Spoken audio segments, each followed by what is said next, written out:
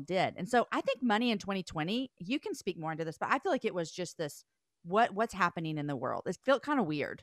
Yeah, because there wasn't this overarching, like in '08 when the recession hit, I feel like everyone felt very similar pain. But I think the overarching thing I felt with money was fear. So Okay, people yeah. had the fear of literal tactical, I can't pay my bills because I was Right. furloughed or I was laid off. And so many industries just crumbled. They did. Yeah. And obviously millions of people lost their jobs. So there was a tangible fear of like, I cannot pay my bills if I do not get an unemployment check or I don't find new income.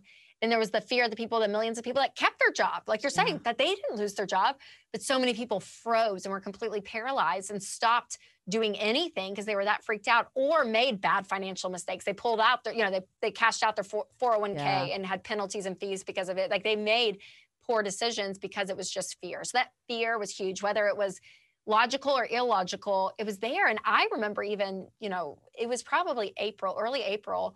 Winston and I, we've been doing this for a decade. So we're out of debt. We have money in the bank, like financially on paper, we're good. We've been doing it for 10 years.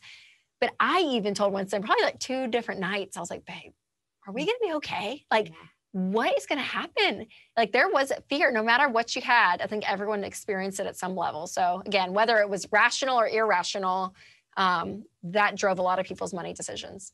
That's interesting. I hadn't thought about that same emotion would have played out on 2 different extreme levels, which is why I think money is such a hard conversation. I mean, we were talking about marriage earlier, and I think it's like people are always like, you got to talk about money before you get married. And I think that you still keep having those conversations throughout your marriage, and you should for sure. But it can feel such a scary thing to talk about.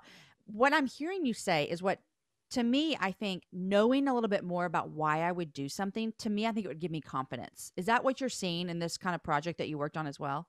Yes, for sure. Because some of it is moral and some of it doesn't have a moral compass. So for instance, I know why I enjoy spending on experiences because it's what I value over something else. I know that I enjoy having 18 different pairs of earrings versus one nice pair. I like quantity over quality. Like I know these things about myself, and those are not right or wrong.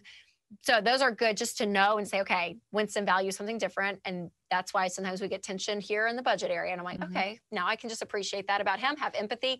But then there are the things that I'm like, ooh, that's convicting. Like when I wrote the spending, I toward the end of the book, I talk about why we give, why we save, and why we spend what we spend. And the spending one for me, because I'm a spender as well. I mean, I was literally typing it out and I thought, oh, God, this is so to me. Like I'm writing it, but I have to be reminded, like, I mean, why I spend. And even during the pandemic, I'm like, I was on Amazon so much. And I remember asking myself, Rachel, why? And I'm like, because I'm bored. I'm so bored right now. I have nothing else to do. Nothing else is exciting. It's scary out there. I just want to go look at new earrings on Amazon and I want to purchase it. I'm like, okay, well, you're doing it out of fear or you're doing it out of boredom. Why don't you want to be bored? And I'm like, because I don't want to be, why are you avoiding being bored? And I'm like, because I don't want to just sit here by myself with my thoughts. Like I would rather just be doing something, right? Like, I mean, it gets down to it. And then one thing I wrote about in the book with comparison spending is I've had to learn in myself to ask the question, okay, if no one sees this purchase, do I still want it? Oh, that's good. Oh, and convicting to me because I'm like, geez, Rachel, like half the time I buy shoes, I'm like, these are cute shoes and I want people to see my cute shoes. Yeah, I know. And other times I'm like, no, I just want these pair of shoes or whatever. So yeah, I mean, so that has a moral case to it because I'm fulfilling myself or coping by spending. And that is like, I'm raising my hand. I mean, that's me.